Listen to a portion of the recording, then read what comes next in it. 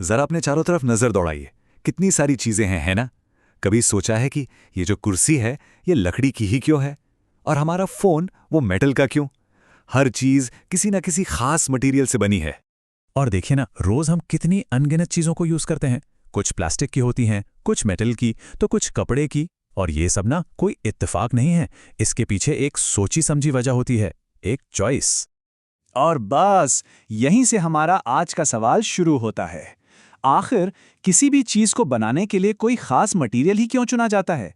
क्या राज है इसके पीछे?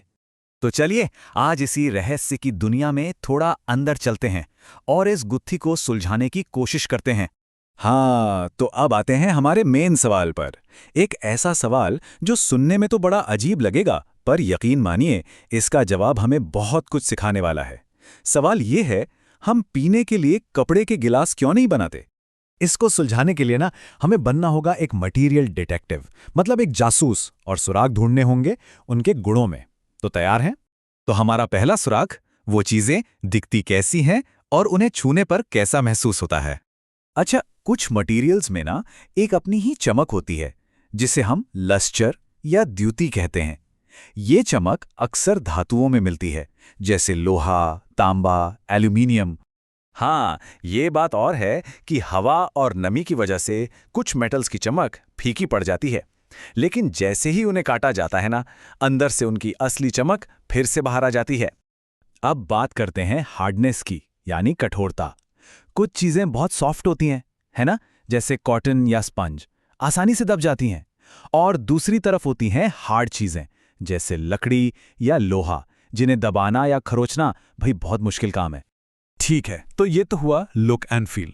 अब चलते हैं अपने अगले सुराग की तरफ, और इसके लिए हमें करना होगा एक वाटर टेस्ट। जरा सोचिए, अगर हम अलग अलग सॉलिड चीजों को पानी में मिलाएं तो क्या होगा? क्या वो गायब हो जाएंगी?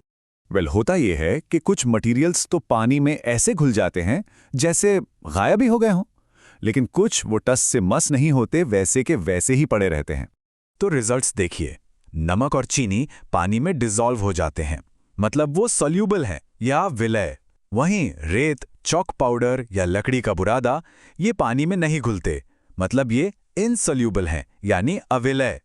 और ये एक बहुत ही जरूरी सुराग है हमारे ग्लास वाले रहस्य को सुलझाने के लिए।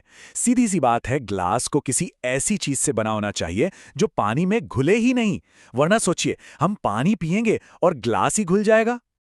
चलिए, अब वक्त है हमारे आखिरी सुराग का, और ये जुड़ा है लाइट से, यानी मटेरियल्स लाइट के साथ कैसा बर्ताव करते हैं। देखिए, इस हिसाब से 3 तरह की चीजें होती हैं। पहली, ट्रांसपेरेंट या पारदर्शी, जिनके आर पार हम एकदम साफ साफ देख सकते हैं, जैसे कांच या पानी। दूसरी, ओपेक या अपारदर्शी, जिनके आर पार बिल्कुल नहीं देखा जा सकता, जैसे लकड़ी का दरवाजा। और तीसरी होती है ट्रांसलूसेंट या पारभासी, जिनसे दिखता तो है पर धुंधला धुंधला, जैसे तेल लगा हुआ कागज। तो अब हमारे पास सारे सुराग आ चुके हैं। अब बस इन सबको एक साथ जोड़ने की देर है, और ये मटेरियल मिस्ट्री हमेशा के लिए सॉल्व हो जाएगी। तो एक परफेक्ट ग्लास बनाने के लिए हमें क्या क्या चाहिए? पहली बात, वो हार्ड होना चाहिए ताकि अपनी शेप में रहे। दूसरी बात, वो इनसॉल्यूबल होना चाहिए ताकि पानी को होल्ड कर सके, खुद ना घुल जाए। और तीसरी बात, वो ट्रांसपेरेंट हो, तो क्या कहने, ताकि पता चले कि हम क्या पी रहे हैं। और बस यहीं आकर सारी कहानी साफ हो जाती है। जो कपड़ा है वो इन तीनों टेस्ट में फेल हो जाता है। वो हार्ड नहीं है, पानी को रोक नहीं सकता, इसीलिए कांच, प्लास्टिक या मेटल ही सही चॉइस हैं। और लीजिए, हमारा रहस्य सुलझ गया। तो अब जाते जाते एक काम कीजिए, अपने सबसे पास रखी हुई चीज को देखिए और जरा सोचिए, वो जिस भी मटेरियल से बनी है वो क्यों बनी है। मुझे लगता है अब इसका जवाब ढूंढना ज्यादा मुश्किल नहीं